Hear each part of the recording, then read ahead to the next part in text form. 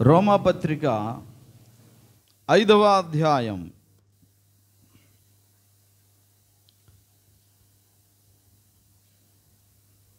12వ వచనాన్ని చదువుతున్నా. ఇట్లుండగా ఒక మనుషుని ద్వారా పాపము ద్వారా మరణమును లోకములో ఎలాగూ ప్రవేశించను, అలాగుననే మనుష్యులందరూ పాపము చేసినందున మరణము అందరికీ సంప్రాప్తమాయను. ప్రియా దేవుని బిడ్డలారా, ఈ ఒక్క మనుష్యుడు అంటే ఎవరు? ఆదాము. వెరీ గుడ్, దేవునికి స్తోత్రం. ఆదాము అనే ఒక మనుష్యుడు, తన ద్వారా పాపం ప్రవేశించింది. దేవుడు ఆదాము అవ్వాలని మొట్టమొదటిసారిగా ఆదామును చేశాడండి. వింటున్నారా రూబెన్ గారు, ఇష్టా గారు? ఆదామును దేవుడు చేస్తే ఏం చేశాడో తెలుసా అండి? తను ఒంటరిగా ఉండడం మంచిది కాదని దేవుడు ఏం చేశాడంటే ఆదాములో నుండే అవ్వను నిర్మించి, అవ్వ ఇంకా సృజించబడక మునుపు అవ్వను కూడా ఎక్కడి నుంచి సృజించాడటండి? ప్రక్కటెముక నుండి. అవునా? ఆదాము యొక్క ప్రక్కటెముక నుండి. ఆదాము ప్రక్కటెముకను తీసే ముందు దేవుడు ఏం చేశాడో తెలుసా? ఆపరేషన్ చేశారని చేస్తారండి. మత్తు ఇంజెక్షన్ వేస్తారా లేదా? అలాగా కాస్త మత్తు నుండి కోలుకుంటున్నాడు. సరే, దేవుడు ఆల్రెడీ అవ్వను స్త్రీని తయారు చేశారు. జస్ట్ కళ్ళు మసగా కనబడుతుంది, కళ్ళు పులుముకున్నాడు.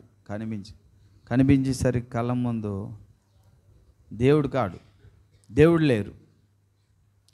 స్త్రీ కనబడుతుంది, ఆశ్చర్యపోతున్నాడు. ఇదేటిలాగా చూడగానే ఇంకా హృదయ అంతరంగాలలో ఉండి కవితలు బయటకు వచ్చేసాయి. నా ఎముకలలో ఎముక, నా మాంసములో మాంసమా అంటే అది ఎలా పాడి ఉంటారో ఆదాము గారు. నా రక్తములో అణువు నువ్వే ఉన్నావు ప్రేయసి అన్నట్టుగా అలాగ పొగిడి తన కళ్ళ ముందు ఇంకా ఎవరో తెలియదు అమ్మాయి ఎదురు పడగానే కవితలు పొర్లుకు వచ్చేసాయి. వచ్చిన తర్వాత చాలు లేవయ్యా చూడడం, కానీ ఆదామా ఎవరు అనుకోండి, అప్పుడు నేను నీకు ఒక సాటి అయిన సహాయాన్ని ఇస్తున్నాను అని చెప్పినప్పుడు సంతోషించి వారిద్దరిని దేవుడు ఏం చేశాడంటే వివాహాన్ని చేశాడు. అయితే ప్రేమ ఎక్కువైన కొలది కవితలు ఎక్కువ వచ్చాయి కదా. వారిద్దరూ కొన్నాళ్ళు ఏదైనా తోటలో ఉన్నారు, దేవుడితో మాట్లాడుతూనే ఉన్నారు. అయితే ఏమండి, నేనంటే నీకు చాలా ఇష్టము కదా? చాలా ఇష్టం. ఎంత ఇష్టం అంటే నువ్వు ఏది అడిగినా నేను చేస్తానంటాడు ఆదాం. ఏదైనా సరేలే, తగిన టైం వస్తుంది, అప్పుడు నేను చెప్తాను, నాకు ఏదైనా చేయి, నా ప్రాణం అడిగినా ఇచ్చేస్తాను అంటాడు. అలాగా. సరే, రోజు ఏమైందనుకుంటే అవ్వమ్మ ప్రతి చెట్టును గమనిస్తుంది. జామ చెట్టు, యాపిల్ చెట్టు, మామిడి చెట్టు, ఏదైనా తోటలో ప్రతి చెట్టును చూస్తోంది. సరే, చూస్తూ మంచి చెట్లను తెలివినిచ్చే చెట్టును కూడా చూసింది. ఇదేంటి విచిత్రంగా ఉంది, అక్కడే ఒక ఘట సర్పం ఉంది. ఇదిగో, నువ్వు ఇది తింటే నువ్వు దేవతలా తయారైపోతావు అని చెప్పేసరికి ఈమె నమ్మేసి ఆ పండు తింటూ గంతుకుంటూ వస్తుంది, గెంతులేస్తూ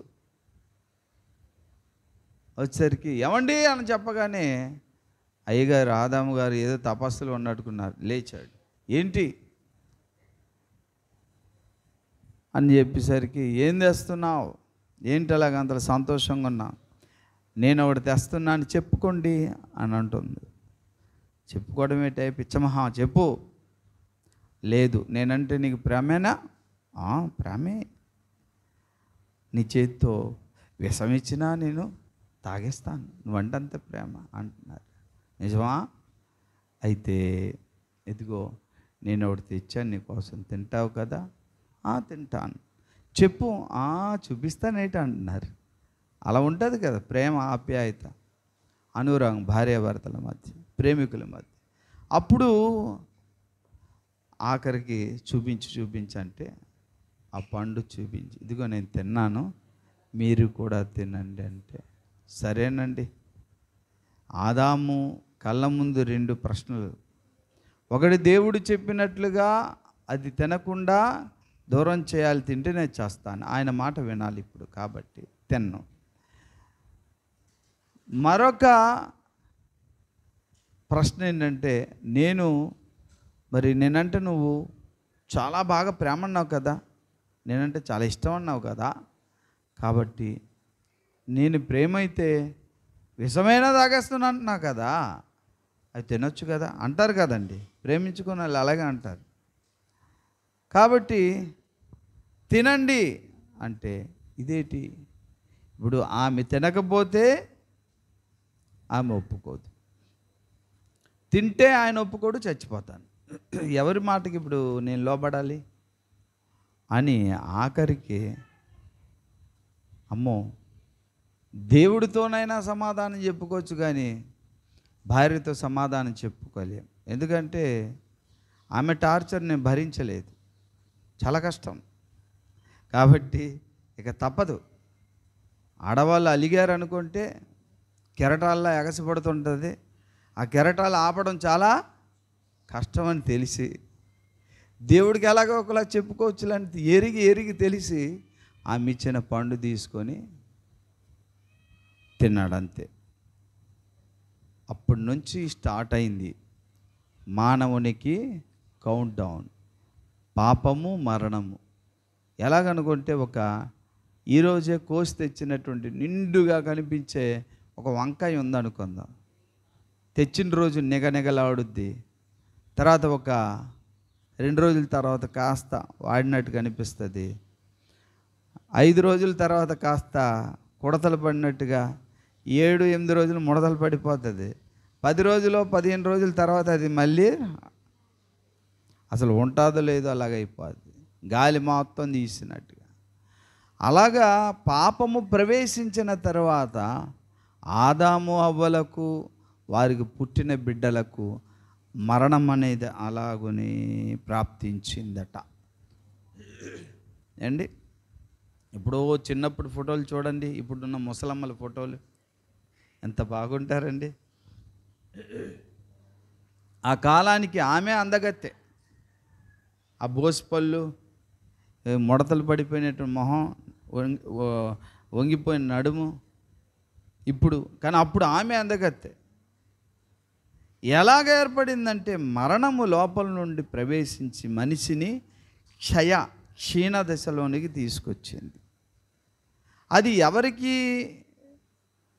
ఎంతవరకు అని అంటే, ఆదాము అవ్వల కుటుంబములో పుట్టిన ప్రతి మనిషికి మరణము, పాపము సంప్రాప్తమైపోయింది. ఇప్పుడు ఒక్కడు చేసిన పాపానికి అందరూ శిక్ష అనుభవించాల్సి వచ్చింది. ఎవరు చేశారు? ఆ ఒక్కడు, ఒక మనుష్యుడు అన్నాడు అక్కడ. ఆ ఒక మనుష్యుడు ఆదాము ద్వారా కలిగినటువంటి ఆ పాపానికి శిక్ష, మనము పాపలము శిక్ష అనుభవిస్తూ చస్తున్నాం. మరణం మనకు రావడానికి కారణం అదే. ఒకవేళ ఆదాము అవ్వలే దేవుడు తినొద్దు అన్న పండులో పాపం కాదండి, దేవుడు చెప్పిన మాట వినకపోవడమే పాపం. అది వద్దన్నాడు, వినడమే అంతే. వద్దు అంటే మానేయాలి అంతే. కాబట్టి వాళ్ళు చచ్చిపోయారు. ఒకవేళ వద్దన్న మాట వారు నిజంగా విని ఉంటే వాళ్ళకి పరిశుద్ధమైన సంతానం పుట్టేవారు, వాళ్ళు చచ్చిపోరు, బ్రతికే ఉంటారు. ఎంతమంది పిల్లలు, అసలు చావు ఉండదు. కానీ పాపం చేసిన తర్వాత బిడ్డలకు అన్నారు కాబట్టి చచ్చిపోయిన వాళ్ళందరూ పుడుతున్నారు. అంటే చచ్చిపోయిన బిడ్డలు కాదు, అంటే పుట్టినా వారు ఎంతకాలం బ్రతకరు, అలా క్షీణిస్తారు. కారణం పాపము, పాపం వల్ల మరణము, ఆ మరణము రెండవ మరణం నరకం అన్నమాట. అర్థమైందా మీకు?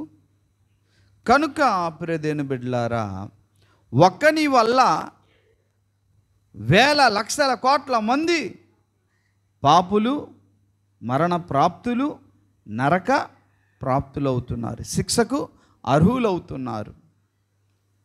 దేవుడిది చూశాడు, చేసింది ఒక్కడే, కానీ దాని ప్రతిఫలం ఇంతమంది అనుభవిస్తున్నారు. దీనికి దేవుడు ఏం చేశాడు అనుకుంటే, బాగా వినండి అమ్మ మీరందరూ, ఒక పాపమును బట్టి అందరూ కూడా శిక్ష అనుభవిస్తున్నారు కదా, ఒక పుణ్య కార్యమును బట్టి అందరూ పుణ్యాన్ని అనుభవించేటట్లుగా దేవుడు చేశాడు. హల్లెలూయా, గట్టిగా స్తోత్రం చెల్లిద్దాం. ఒక పాపమును బట్టి అందరూ పాపులయ్యారు, కానీ ఒక పుణ్యకార్యమును బట్టి అందరూ కూడా పుణ్యాత్ములుగా చేశాడు దేవుడు మళ్ళీ. హల్లెలూయా. ఆ పుణ్యకార్యమే యేసుక్రీస్తు వారు శిలువ మీద చేసిన గొప్ప కృపాదానము. దేవుని స్తోత్రం. హల్లెలూయా. చూడండి ఒకసారి 17వ వచనం, రోమా 5:17. మరణము ఒకని అపరాధ మూలముగా వచ్చినదై ఆ యొక్కని ద్వారానే ఏలిన ఎడల కృపా బాహుల్యమును నీతి దానమును పొందువాడు జీవము గలవారై మరి నిశ్చయముగా యేసుక్రీస్తును ఒకని ద్వారానే ఏలుదురు. హల్లెలూయా. కాబట్టి తీర్పు ఒక్క అపరాధ మూలముదై వచ్చినది మనుషులందరికీ శిక్షావిధి కలుగుటకు ఎలాగు కారణమాయనో, అలాగే ఒక్క పుణ్య కార్యము వలన కృపాదానము మనుషులందరికీ జీవప్రదమైన నీతి విధింపబడుటకు కారణమాయను. హల్లెలూయా.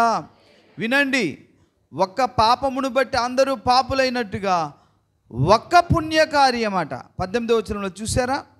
అలాగే ఒక్క పుణ్యకార్యము వలన కృపాదానము మనుషులందరికీ జీవప్రదమైన నీతి విధించుటకు కారణమాయను. హల్లెలూయా.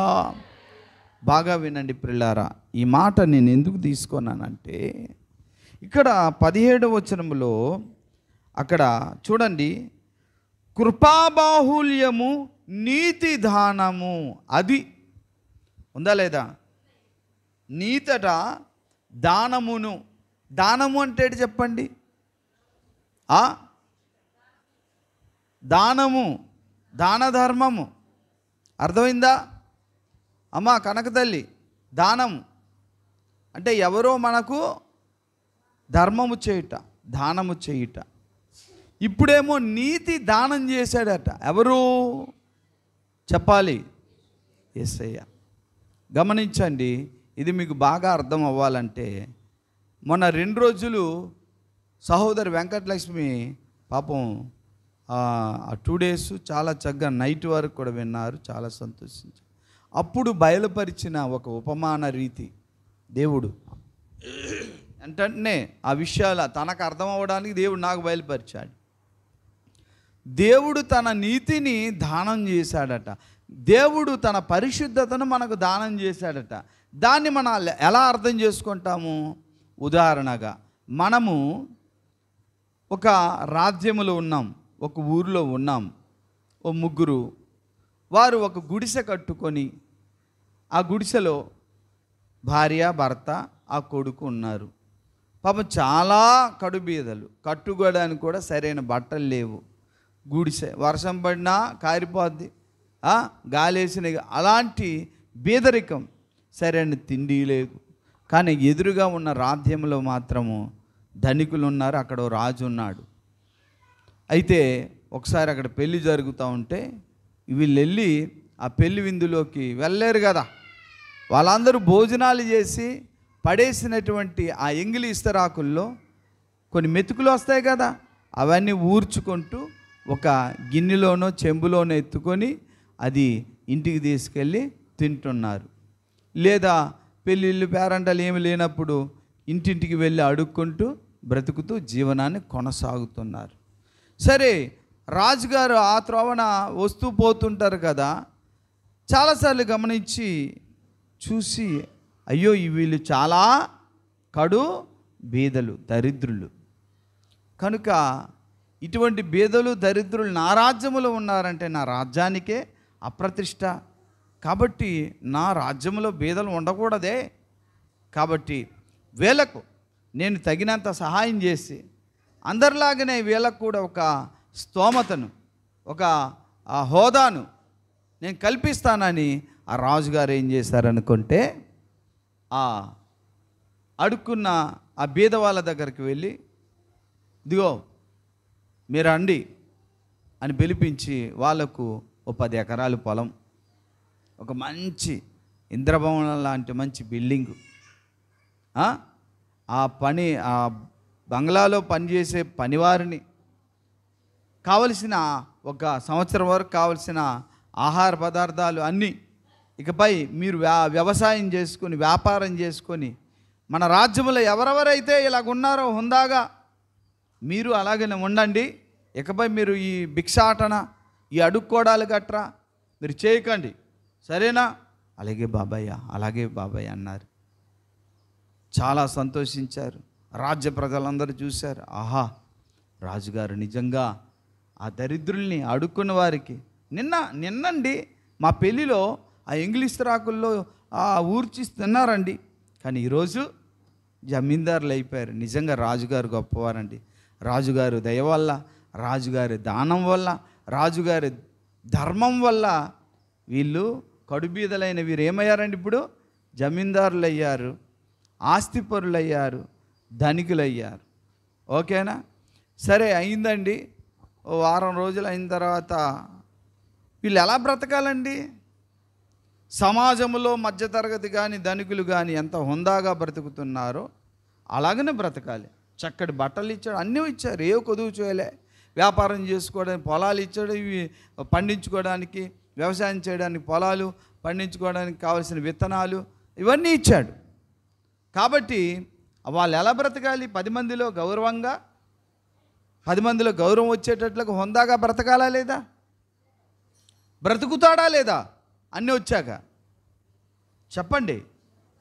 కానీ వీళ్ళు వారం రోజుల తర్వాత అలా ఊరి అవతల పక్క ఊరిలో డప్పులు డోళ్ళు వినిపిస్తున్నాయి.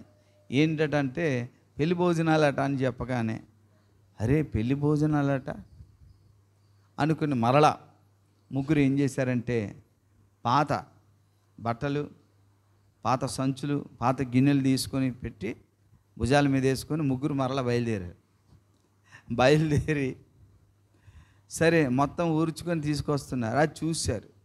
ఏరా బాబు, నీకు ఇన్ని ఇచ్చాను కదా, అది అంటే భోజనం వృధా కావడం ఎందుకని మేము వెళ్ళి తీసుకొస్తున్నాం అన్నారట. ఇదేట్రా బాబు, నువ్వు తినడానికి తిండి ఉంది, నీ కింద పని వాళ్ళు ఉన్నారు, ఇంతమంది హోదా, నీకు మంచి హోదా ఇచ్చినా సరే మరలా అదే బుద్ధి, అదే దరిద్రం, అదే అడుక్కునేతనం, అదే దుస్థిత.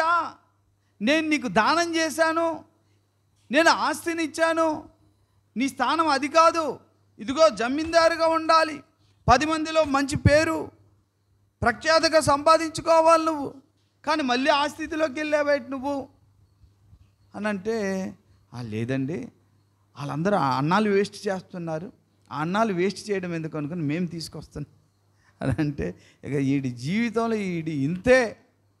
ఒరే, వీడు ఈ ఆస్తికి జమీందారుగా ఉండడానికి వీడు అర్హుడు కాదు అనుకొని దేవుడు ఏం చేస్తాడండి, మరొకటికి ఆ రాజు ఇచ్చిస్తున్నాడు, లేదా ఉన్నది తీసుకున్నట్టుగా. ఈనాడు దేవుడు ఏం చేశాడంటే, ఆదాము గర్భములో పుట్టిన మనమందరము జన్మ కర్మ పాపులము, అంత దరిద్రులము, పరిశుద్ధత అంటూ మనకేమీ లేదు, మనం చేస్తే నరకానికి పోవలసిందే. అంత భయంకరమైన దుస్థితిలో ఉన్న కడు బేదల్లాంటి దరిద్ర పాపులం మనం. పరిశుద్ధత లేదు, నీతి లేదు, యథార్థత లేదు, చస్తే నరకానికి పోతాం. ఆ చావు కూడా రోజు రోజు మన శరీరంలో జీవం క్షీణిస్తూ వస్తుంది, చావు దగ్గర పడుతుంది. అటువంటి మనల్ని దేవుడు ఏం చేశాడు అనుకుంటే, అరే వీళ్ళు పాపులు కదా, నీచులు కదా, వీళ్ళకు నేను నా నీతిని దానముగా చేస్తాను, నా పరిశుద్ధతను దానముగా చేస్తాను,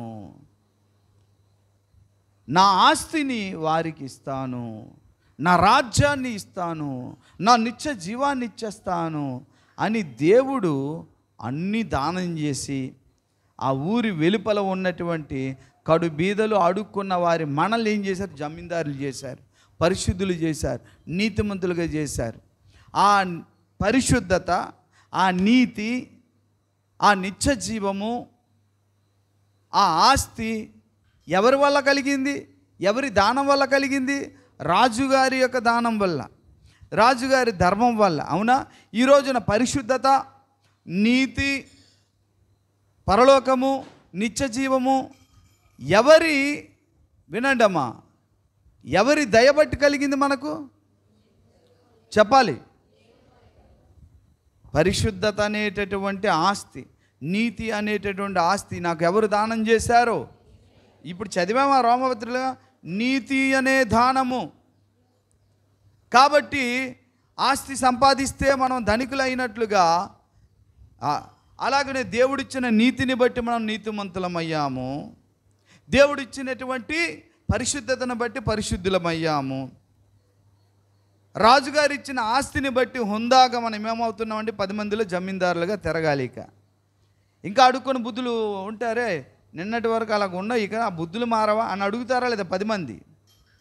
ఈ రోజున మనం అందరము కూడా ధనికులము అనగా పరిశుద్ధులము, నీతిమంతులమండి. నీతిమంతులకు తగ్గట్టుగా, పరిశుద్ధతకు తగ్గట్టుగానే మన జీవితాలు జీవించాలా లేదా? దానం చేశాడు, నీ దగ్గర చిల్లికి అవ్వలేదు, బేదవాడు దానం చేసి ఆస్తి ఇచ్చిన తర్వాత మళ్ళీ ఆ బేద బ్రతిగా బ్రతుకుతావా? మళ్ళీ ఆ కకృతి బ్రతిగా బ్రతుకుతావా? ఎవడం బ్రతుకుతాడు అలాగా? ఇప్పుడు పరిశుద్ధత దేవుడు ఇచ్చాడు, నీతి దేవుడు ఇచ్చేశాడు బహుమానంగా. కాబట్టి ఆస్తి కలిగినటువంటి వారముగా ఉన్నాము, నీతికి తగ్గట్టుగానే జీవించాలి. మళ్ళీ అవినీతులుగా, మరలా నీచులుగా బ్రతుకుతామా? అది తగునా పరిశుద్ధ జీవితానికి? జమీందారుగా ఉన్న నేను మరలా గిన్నెలు పట్టుకొని పెంటల మీద ఆహారం ఏరుకొని తింటానా?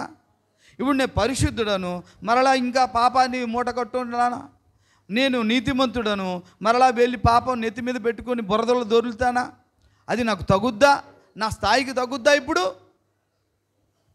కాబట్టి దేవుడు మనకు నీతిమంతులుగా చేశాడు, తన నీతిని దానంగా ఇచ్చాడు. దేవుడు మనల్ని పరిశుద్ధులుగా చేశాడు, దేవుడు తన పరిశుద్ధతను మనకు దానం చేశాడు, ఆస్తిగా ఇచ్చేశాడట.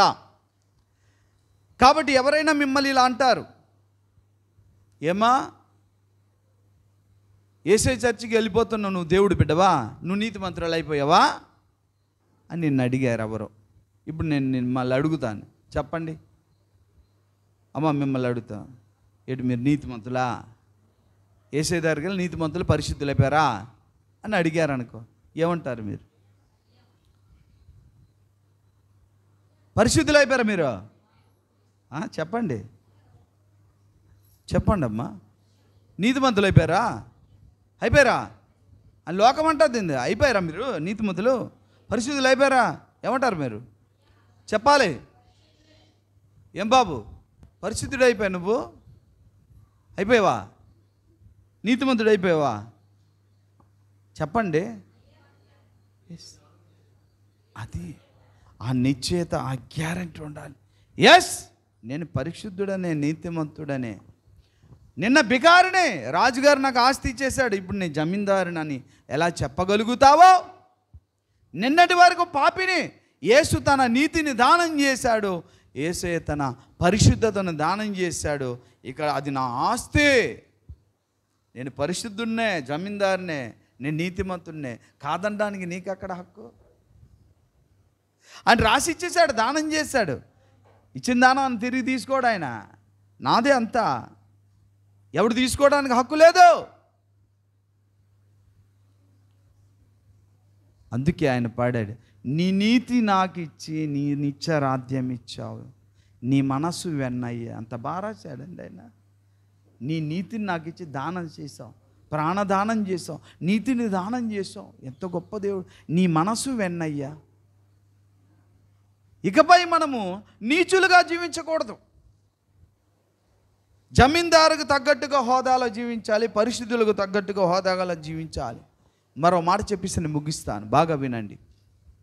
ఈ చదవండి. అందుకే దేవుడు కూడా యెషయా గ్రంథము 51వ అధ్యాయము చివరి మాట చదవండి. యెషయా గ్రంథం 51.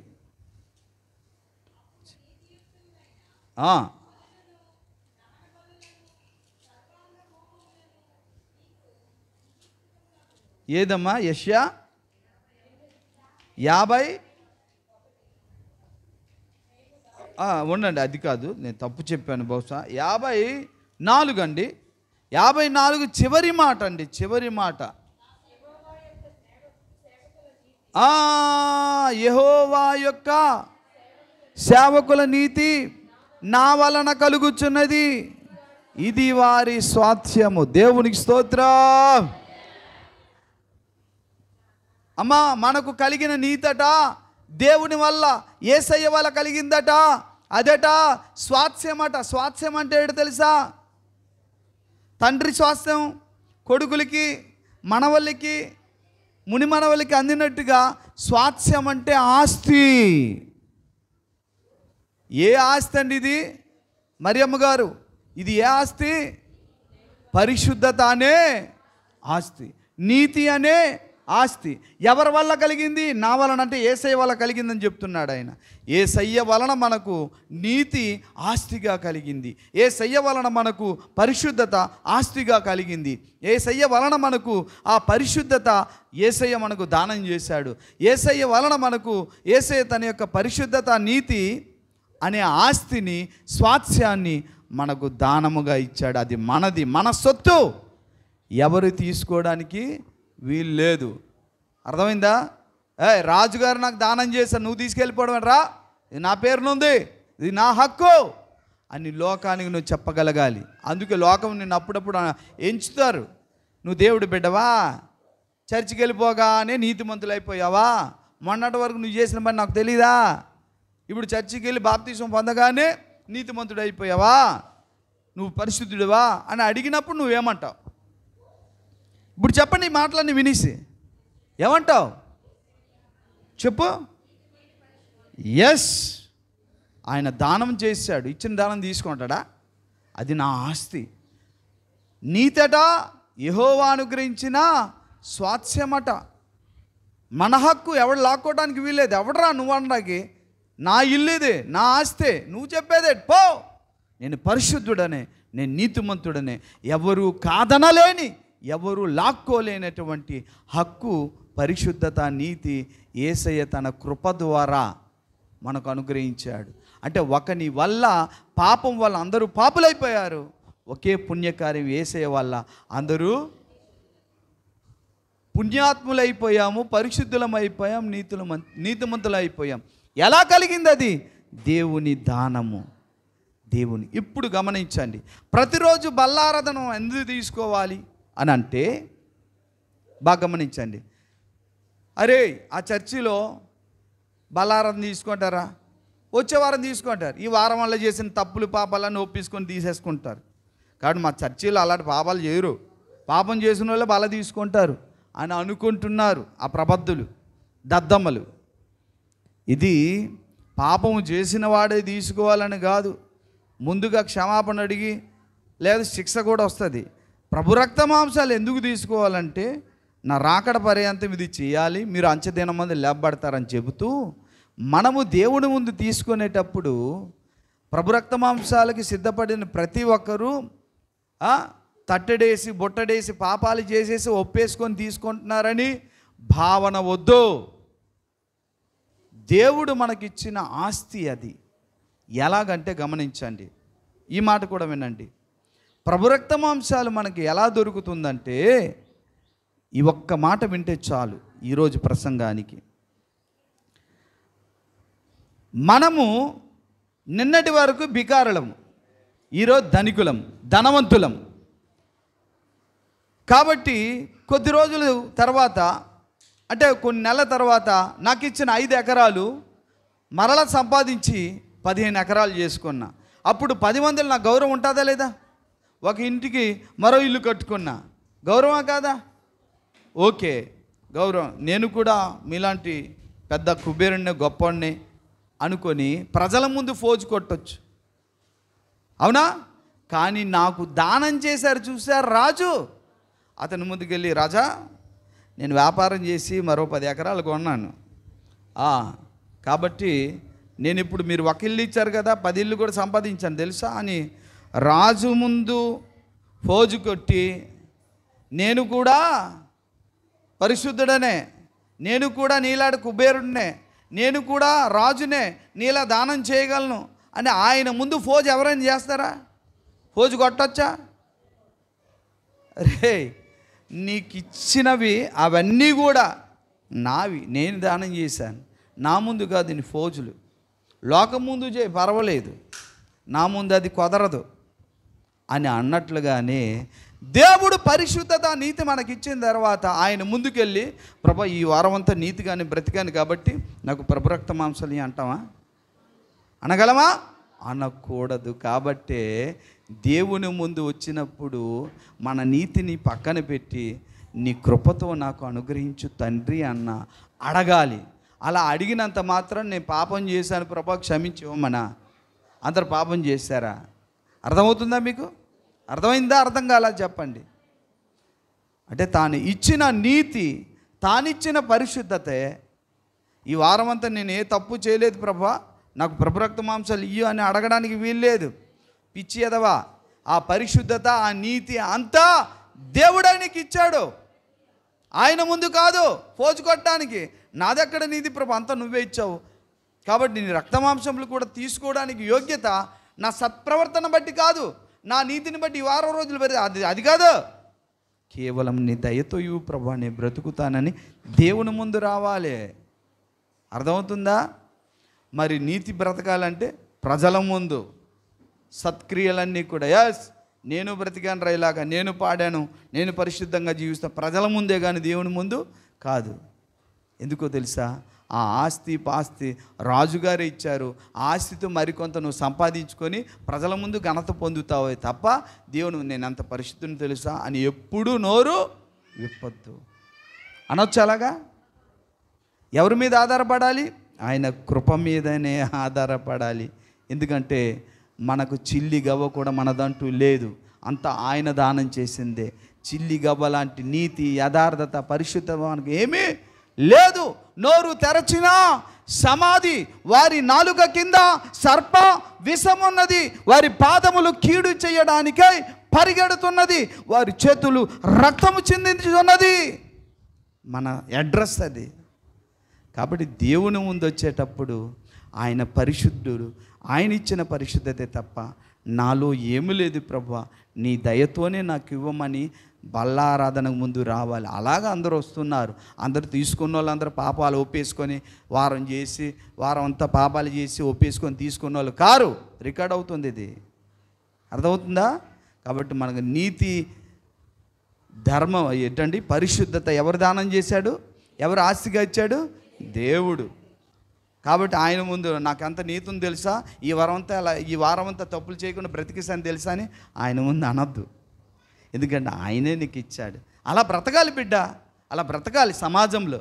అలా బ్రతికి నీలో నుండి నన్ను వారికి తెలియజేయాలి. అది ఆయన ఆశ. ప్రార్థన చేద్దాం, తల ఉంచండి. ప్రేమ కలిగిన మహాపరిశుద్ధ తండ్రి, ఆశ్చర్యకరుడా, ఆలోచనకర్త,